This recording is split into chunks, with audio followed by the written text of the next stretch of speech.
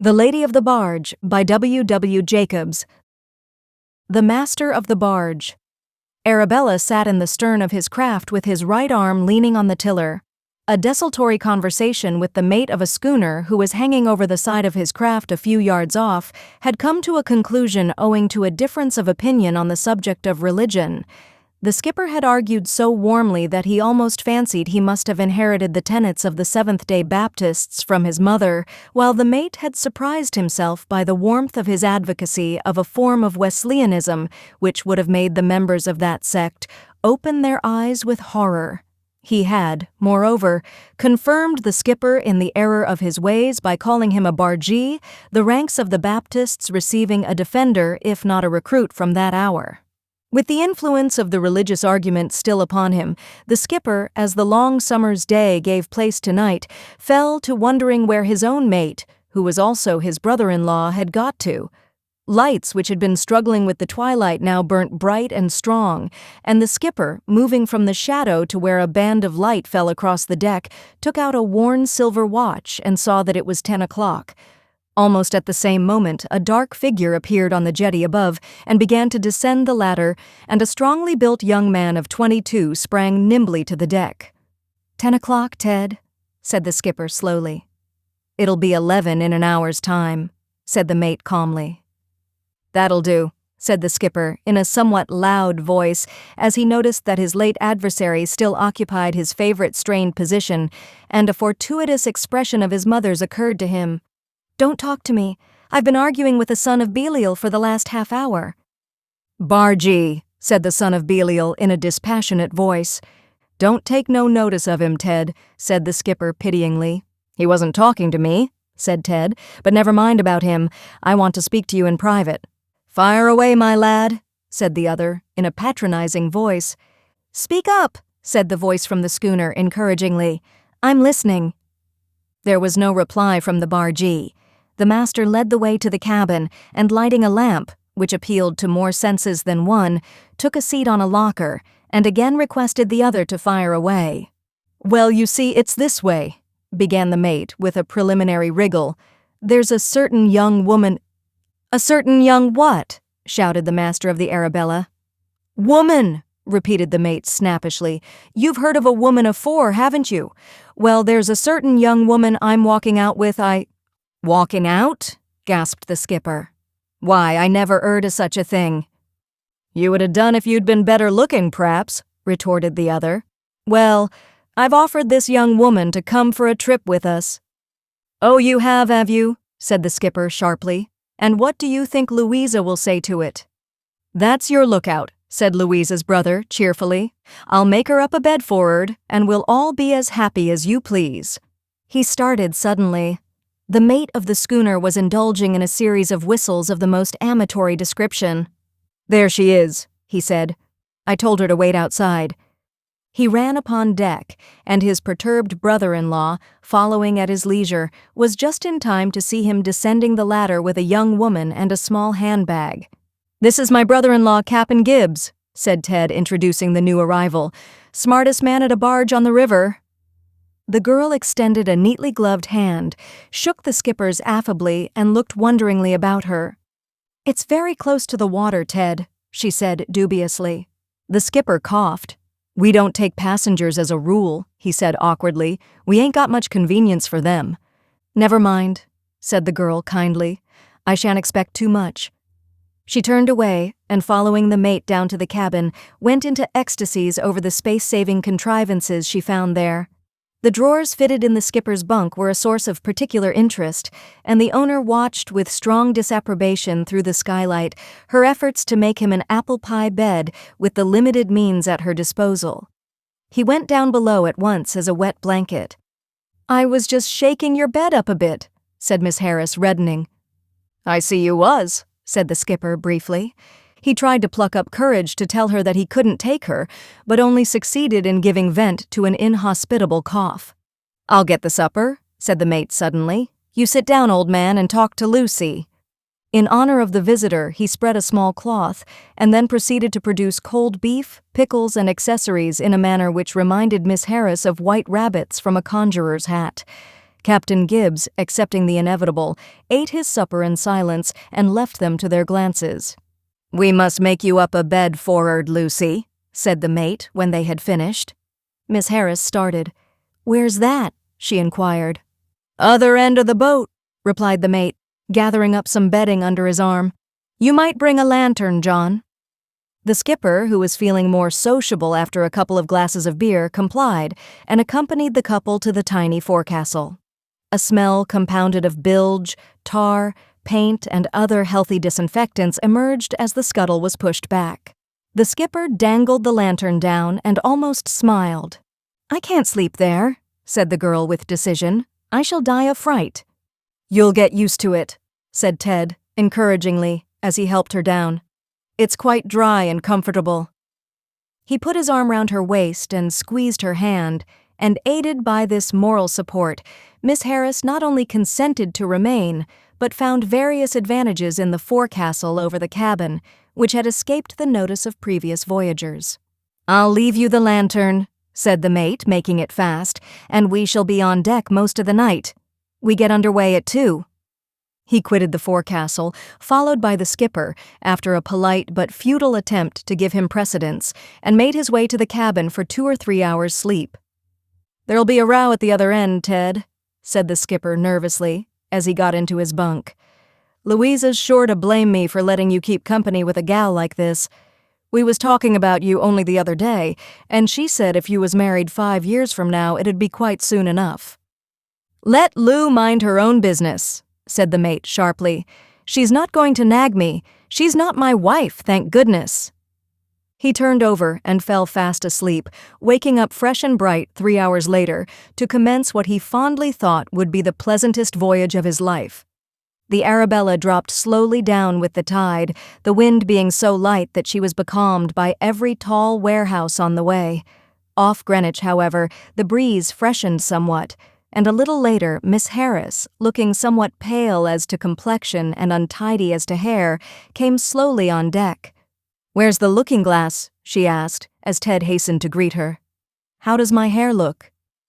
"All wavy," said the infatuated young man. "All little curls and squiggles. Come down in the cabin. There's a glass there." Miss Harris, with a light nod to the skipper as he sat at the tiller, followed the mate below, and giving vent to a little cry of indignation as she saw herself in the glass, waved the amorous Ted on deck and started work on her disarranged hair. At breakfast time, a little friction was caused by what the mate bitterly termed the narrow-minded, old-fashioned ways of the skipper. He had arranged that the skipper should steer while he and Miss Harris breakfasted, but the coffee was no sooner on the table than the skipper called him, and relinquishing the helm in his favor, went below to do the honors. The mate protested. "It's not proper," said the skipper. "Me and her will have our meals together, and then you must have yours. She's under my care." Miss Harris assented blithely, and talk and laughter greeted the ears of the indignant mate as he steered. He went down at last to cold coffee and lukewarm herrings, returning to the deck after a hurried meal to find the skipper narrating some of his choicest experiences to an audience which hung on his lightest word. The disregard they showed for his feelings was maddening, and for the first time in his life he became a prey to jealousy in its worst form. It was quite clear to him that the girl had become desperately enamored of the skipper, and he racked his brain in a wild effort to discover the reason. With an idea of reminding his brother-in-law of his position, he alluded 2 or 3 times in a casual fashion to his wife.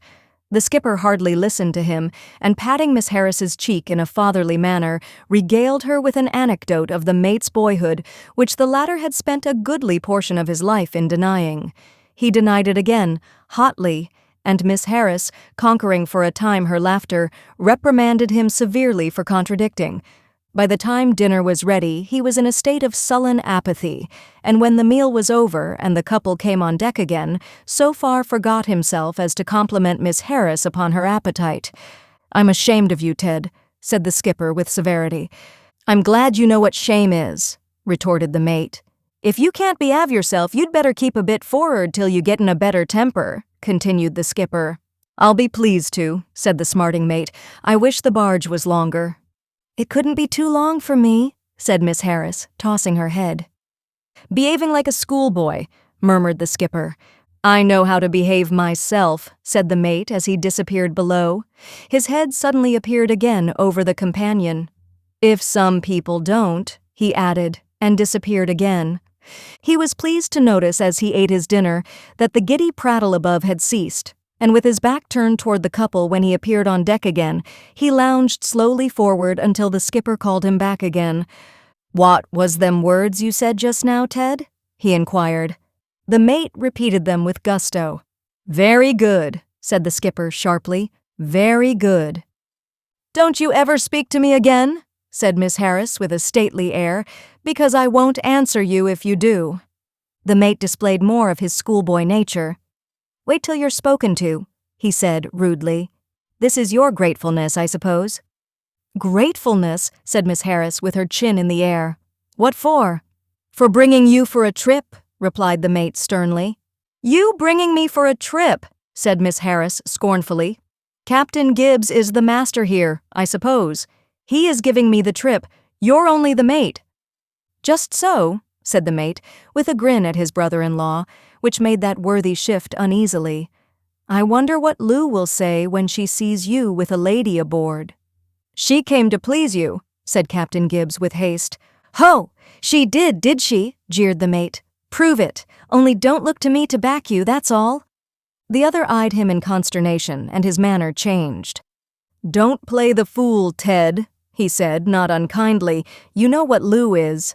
"Well, I'm reckoning on that," said the mate deliberately. "I'm going for'ard. Don't let me interrupt you two. So long." He went slowly forward, and lighting his pipe, sprawled carelessly on the deck, and renounced the entire sex forthwith. At tea-time, the skipper attempted to reverse the procedure at the other meals, but as Miss Harris steadfastly declined to sit at the same table as the mate, his good intentions came to naught. He made an appeal to what he termed the mate's better nature, after Miss Harris had retired to the seclusion of her bedchamber, but in vain. "She's nothing to do with me," declared the mate majestically. "I wash my hands of her. She's a flirt. I'm like Louisa, I can't bear flirts." The skipper said no more, but his face was so worn that Miss Harris, when she came on deck in the early morning and found the barge gliding gently between the grassy banks of a river, attributed it to the difficulty of navigating so large a craft on so small and winding a stream. "We shall be alongside in half an hour," said the skipper, eyeing her. Miss Harris expressed her gratification. "Perhaps you wouldn't mind going down the forecastle and staying there till we've made fast," said the other. "I'd take it as a favor. My owners don't like me to carry passengers." Miss Harris, who understood perfectly, said, "Certainly," and with a cold stare at the mate, who was at no pains to conceal his amusement, went below at once, thoughtfully closing the scuttle after her. "There's no call to make mischief, Ted," said the skipper somewhat anxiously, as they swept round the last bend and came into view of Colsham. The mate said nothing, but stood by to take in sail as they ran swiftly toward the little quay. The pace slackened, and the Arabella, as though conscious of the contraband in her forecastle, crept slowly to where a stout, middle-aged woman, who bore a strong likeness to the mate, stood upon the quay. "There's poor Lou," said the mate with a sigh. The skipper made no reply to this infernal insinuation. The barge ran alongside the quay and made fast. "I thought you'd be up," said Mrs. Gibbs to her husband. "Now come along to breakfast. Ted'll follow on." Captain Gibbs dived down below for his coat, and slipping ashore, thankfully prepared to move off with his wife. "Come on as soon as you can, Ted," said the latter. "Why, what on earth is he making that face for?" She turned in amazement as her brother, making a pretense of catching her husband's eye, screwed his face up into a note of interrogation and gave a slight jerk with his thumb. "Come along," said Captain Gibbs, taking her arm with much affection. "But what's Ted looking like that for?" demanded his wife, as she easily intercepted another choice facial expression of the mate's. "Oh, it's his fun," replied her husband, walking on. "Fun?" repeated Mrs. Gibbs sharply. "What's the matter, Ted?" "Nothing," replied the mate. "Touch a toothache," said the skipper. "Come along, Lou. I can just do with one of your breakfasts." Mrs. Gibbs suffered herself to be led on, and had got at least 5 yards on the way home when she turned and looked back. The mate had still got the toothache and was at that moment in all the agonies of a phenomenal twinge. "There's something wrong here," said Mrs. Gibbs as she retraced her steps.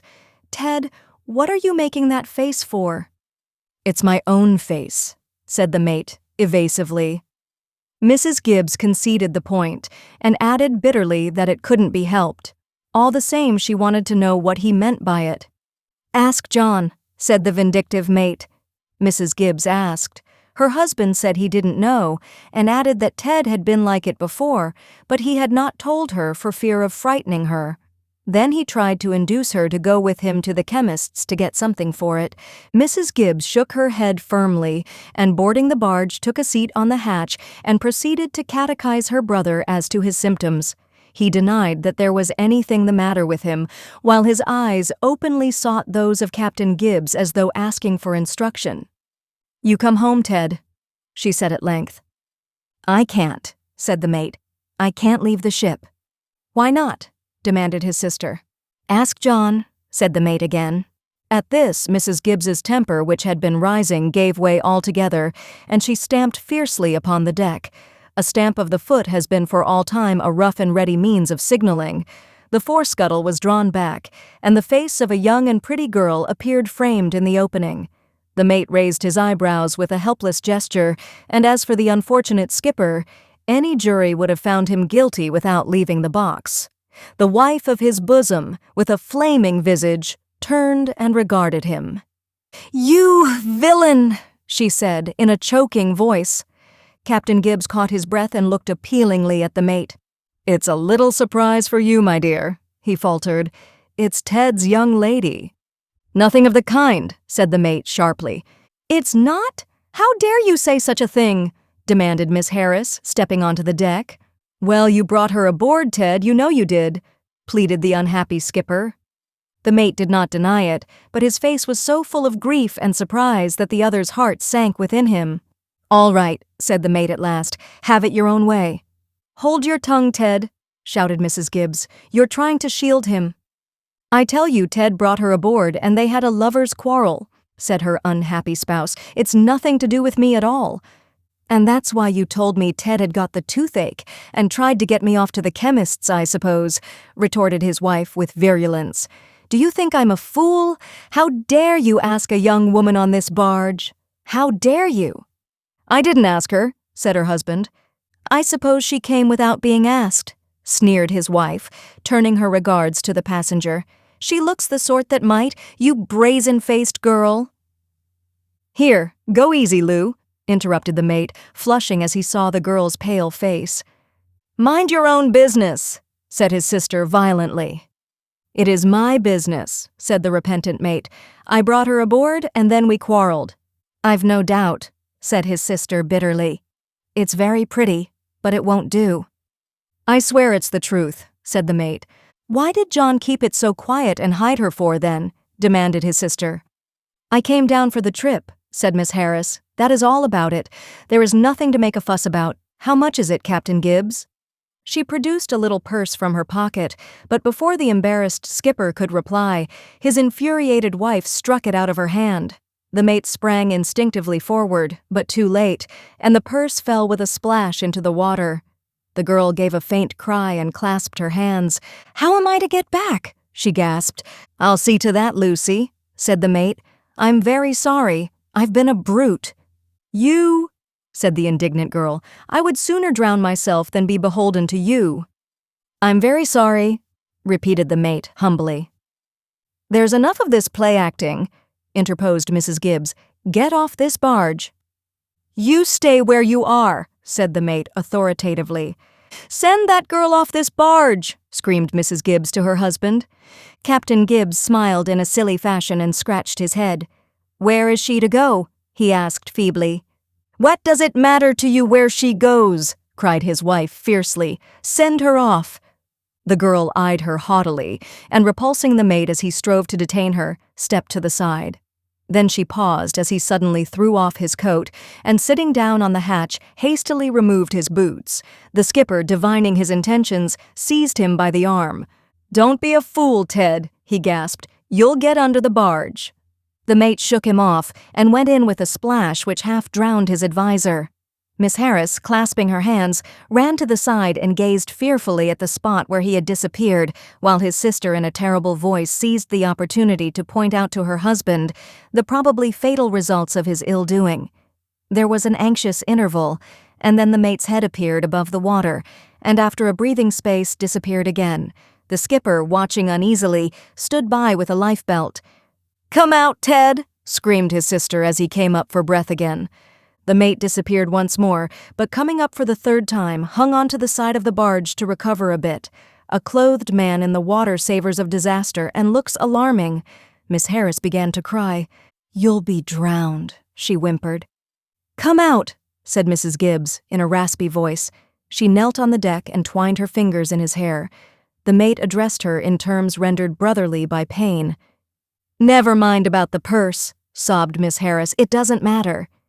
"Will you make it up if I come out, then?" demanded the diver.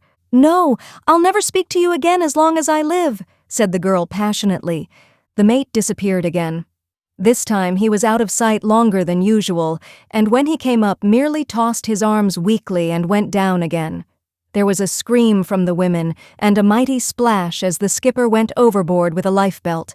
The mate's head, black and shining, showed for a moment. The skipper grabbed him by the hair and towed him to the barge's side, and in the midst of a considerable hubbub, both men were drawn from the water. The skipper shook himself like a dog, but the mate lay on the deck inert in a puddle of water. Mrs. Gibbs frantically slapped his hands, and Miss Harris, bending over him, rendered first aid by kissing him wildly. Captain Gibbs pushed her away. "He won't come round while you're a-kissing of him," he cried roughly. To his indignant surprise, the drowned man opened one eye and winked acquiescence. The skipper dropped his arms by his side and stared at him stupidly. "I saw his eyelid twitch," cried Mrs. Gibbs joyfully. "He's all right," said her indignant husband. "He ain't born to be drowned, he ain't. I've spoilt a good suit of clothes for nothing." To his wife's amazement, he actually walked away from the insensible man and with a boat hook reached for his hat, which was floating by.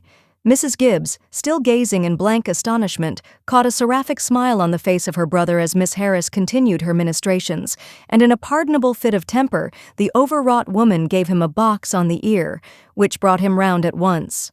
"Where am I?" he inquired artlessly. Mrs. Gibbs told him. She also told him her opinion of him, and without plagiarizing her husband's words, came to the same conclusion as to his ultimate fate. "You come along home with me," she said, turning in a friendly fashion to the bewildered girl. "They deserve what they've got. Both of 'em. I only hope that they'll both get such awful colds that they won't find their voices for a 12-month. She took the girl by the arm and helped her ashore. They turned their heads once in the direction of the barge, and saw the justly incensed skipper keeping the mate's explanations and apologies at bay with a boat hook.